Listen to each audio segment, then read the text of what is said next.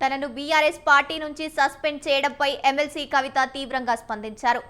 హరీష్ రావు, సంతోష్ రావు target గా కవిత తీవ్ర వ్యాఖ్యలు చేశారు. నిజామాబాద్ లో తాను ఓడిపోవడానికి కారణం వాళ్లేనని కామెంట్ చేశారు. కేటీఆర్ ఓడించేందుకు సిరిసిల్లాలో 60 లక్షలు పంపించారని ఆరోపించారు. వాళ్ళిద్దరే తమపై కుట్రలు చేశారని, వాళ్లను నమ్మొద్దంటూ కేసీఆర్, కేటీఆర్ కు సూచన చేశారు కవిత.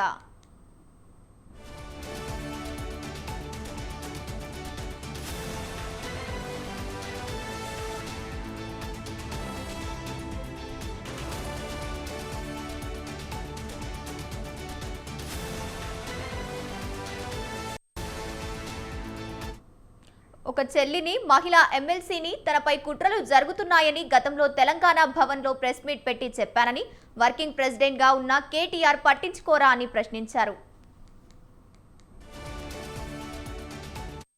బాజాప్తా ఎక్కడో కాదు, బయట ప్రెస్ మీట్ పెట్టలేదు, ఏ ప్రెస్ క్లబ్లో పెట్టలేదు, డైరెక్ట్గా తెలంగాణ భవన్ నా ఆఫీస్ అండి, నా పార్టీ భవన్లో పోయి కూర్చొని నేనేం చెప్పినా, నా మీద కుట్రలు జరుగుతున్నది, నా మీద విషప్రచారం జరుగుతున్నది అని చెప్పిన.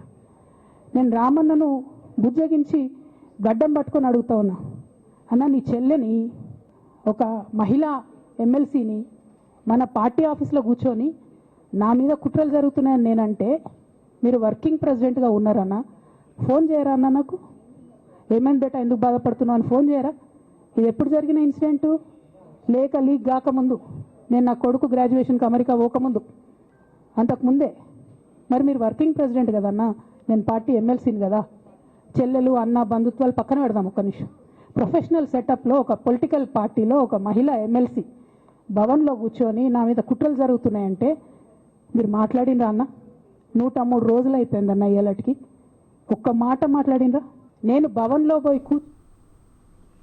అసెంబ్లీలో కాళేశ్వరంపై చర్చ పెట్టి అర్ధరాత్రి వరకు కేసీఆర్ పై విమర్శలు చేశారని, 6 అడుగుల బుల్లెట్ అంటూ హరీష్ రావును రేవంత్ రెడ్డి పొగిడారని కవిత అన్నారు. ఆ 6 అడుగుల బుల్లెట్ ఇవాళ తనను గాయపరిచిందని అన్నారు. అదే గాయం అన్న కేటీఆర్ కు కూడా అయ్యే అవకాశం ఉందని చెప్పారు కవిత. అసెంబ్లీలో అర్ధరాత్రి దాకా పెట్టి రేవంత్ రెడ్డి గారు కేసీఆర్ గారిని తిడుతుంటే దయ్యాలు వేదాలు వాళ్ళు ఇస్తున్నట్టు అనిపించింది నాకైతే. దానికి ఈయన హీరోలాగా ఎదుర్కొన్నాడు, ఈయన 6 అడుగుల బుల్లెట్ అని పార్టీ అంతా ట్వీట్ చేస్తే, మరి 6 అడుగుల బుల్లెట్ ఎవరికి గాయం చేస్తుంది? ఎండ్ ఆఫ్ ద డే ఇవాళ అయితే నన్ను గాయపరిచింది, రేపు రామన్నను గాయపరుస్తారో, కేసీఆర్ని గాయపరుస్తారో. జాగ్రత్తగా ఉండండి రామన్న, నేను చెప్పేది ఏం లేదు, జాగ్రత్తగా ఉండండి, కేర్ఫుల్గా ఉండండి. అసెంబ్లీలో అర్ధరాత్రి దాకా పెట్టి రేవంత్ రెడ్డి గారు కేసీఆర్ గారిని తిడుతుంటే దయ్యాలు వేదాలు వాళ్ళు ఇస్తున్నట్టు అనిపించింది నాకైతే. దానికి ఈయన హీరోలాగా ఎదుర్కొన్నాడు, ఈయన 6 అడుగుల బుల్లెట్ అని పార్టీ అంతా ట్వీట్ చేస్తే, మరి 6 అడుగుల బుల్లెట్ ఎవరికి గాయం చేస్తుంది? ఎండ్ ఆఫ్ ద డే ఇవాళ అయితే నన్ను గాయపరిచింది, రేపు రామన్నను గాయపరుస్తారో, కేసీఆర్ని గాయపరుస్తారో. జాగ్రత్తగా ఉండండి రామన్న, నేను చెప్పేది ఏం లేదు, జాగ్రత్తగా ఉండండి, కేర్ఫుల్గా ఉండండి. హరీష్ రావు, సంతోష్ మన మంచి కోరుకునే వాళ్ళు కాదని, వాళ్లను దూరంగా పెట్టాలని సూచించారు. కేసీఆర్ పై సిబిఐ దర్యాప్తుకు కారణం హరీష్, సంతోష్ అని ఆవేదన వ్యక్తం చేశారు కవిత. నేను ఒకటే రిక్వెస్ట్ చేస్తున్నా అన్న, ఇవాళ మీతో బాగున్నట్టు వాళ్ళు నటించవచ్చు, హరీష్ అన్న కావచ్చు, సంతన్న కావచ్చు, కానీ వాళ్ళు మన మంచి కోరుకునే వాళ్ళు కాదు, వాళ్ళు తెలంగాణ ప్రజల మంచి కోరుకునే వాళ్ళు కాదు, వాళ్ళు కేసీఆర్ గారి మంచి కోరుకునే వాళ్ళు కాదు.